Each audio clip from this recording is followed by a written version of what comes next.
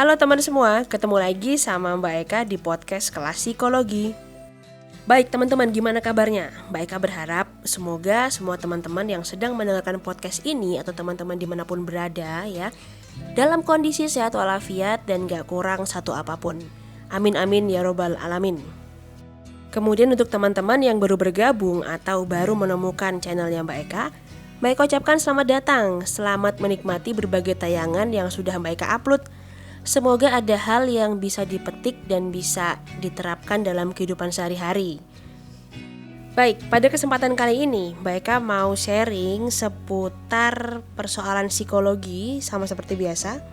Nah, tema yang akan Mbak Eka angkat itu adalah ciri-ciri orang yang sangat cerdas menurut pakar atau menurut ahli teman-teman. Siapa tahu nih nanti habis dengerin podcast ini sampai selesai, teman-teman jadi dapat insight, wah ternyata aku masuk loh, ciri-ciri atau karakterku masuk ke dalam kategori orang yang sangat cerdas ya.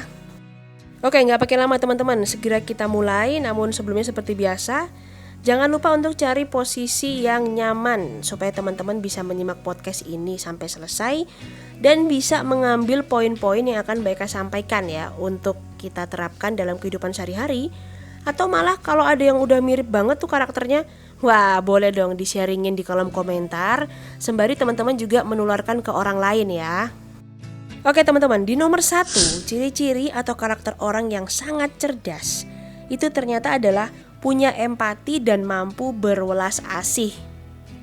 Nah, ada fakta menarik nih teman-teman. Ternyata ada satu fakta menarik terkait orang yang sangat cerdas ini ya.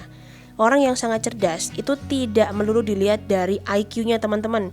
Jadi IQ atau intelijensi yang tinggi itu bukan berarti menunjukkan bahwa dia merupakan orang yang cerdas ya. Karena apa? Karena berdasarkan fakta di lapangan, cerdas itu berarti matang secara emosional ya, secara kognitif dan secara perilaku teman-teman. Jadi kalau cuma tinggi IQ-nya doang tapi perilaku atau attitude-nya dia negatif atau jelek ya itu belum bisa dikatakan sangat cerdas.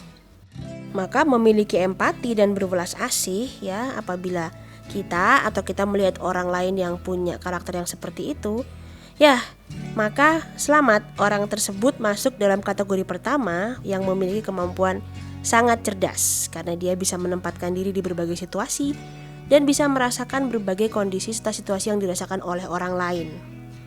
Nomor 2, karakteristik orang-orang yang tergolong sangat cerdas adalah mereka memiliki ketertarikan pada berbagai hal baru dan ingin terus belajar agar bisa beradaptasi dengan berbagai perubahan yang tidak menentu. Mempelajari hal baru contohnya dalam hal apa Mbak Eka? Nah misalnya teman-teman ya, kayak Mbak Eka gini, Mbak Eka suka banget belajar tentang karakter orang ya, karena setiap orang itu punya karakter yang berbeda, gak mungkin sama persis setiap satu dan orang yang lain. Kemudian mereka juga suka belajar tentang budaya. Dengan begitu mereka jadi lebih tahu dan lebih bisa menempatkan diri. Nah atau yang lain ya, mereka juga suka dunia binatang dan sejarah. Nah terus memperbarui diri dengan hal-hal baru. Nah kalau teman-teman suka belajar apa? Silakan tulis di kolom komentar ya. Lanjut, predikat orang yang tergolong sangat cerdas di nomor 3 ini yakni orang yang memiliki kecenderungan suka mengamati atau memperhatikan sesuatu dengan sangat detail. Baik, nah kenapa ya karakter orang ini bisa masuk di karakter orang yang sangat cerdas? Ternyata gini teman-teman, orang-orang yang suka memerhatikan sesuatu atau dia pengamat, dia tahu betul kapan orang-orang di sekitarnya akan berubah, kapan situasi di sekelilingnya akan berubah. Nah dia juga akan jadi waspada. Ketika dia jadi waspada, maka meningkatlah kemampuan adaptasinya dia teman-teman. Sehingga orang-orang ini dianggap mereka dapat survive dalam berbagai situasi dan kondisi.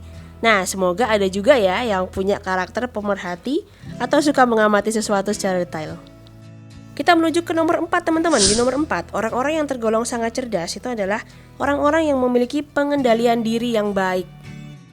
Oke, orang-orang yang memiliki pengendalian diri yang baik biasanya diidentikan dengan kecenderungan sangat mampu mengontrol emosi teman-teman. Nah, sehingga mereka juga mampu mengontrol berbagai dorongan-dorongan yang muncul di dalam diri yang sifatnya itu dapat menyakiti diri sendiri atau menyakiti orang lain. Nah, maka mereka tahu betul, oh hal-hal apa saja yang bisa menyebabkan orang lain dan diri sendiri menjadi tidak nyaman. Kelebihan orang-orang yang memiliki pengendalian diri bagus, biasanya mereka dapat melihat peluang dengan lebih jeli, dengan lebih teliti dan lebih jitu. Nah, maka nggak salah ya, orang dengan pengendalian diri yang baik itu ternyata masuk dalam golongan orang yang sangat cerdas. Oke, orang yang tergolong sangat cerdas di nomor 5 adalah orang yang mengetahui batasan dirinya. Nah, biasanya teman-teman, karakter orang ini itu teman-teman bisa melihat dengan cara meskipun dia tahu, tapi dia lebih banyak diem. Jadi dia memperhatikan dulu ya. Dan dia nggak sok tahu teman-teman. Jadi misalnya nggak tahu ya dia nggak malu bertanya, dia nggak bisa ya dia ngomong kalau dia itu nggak bisa.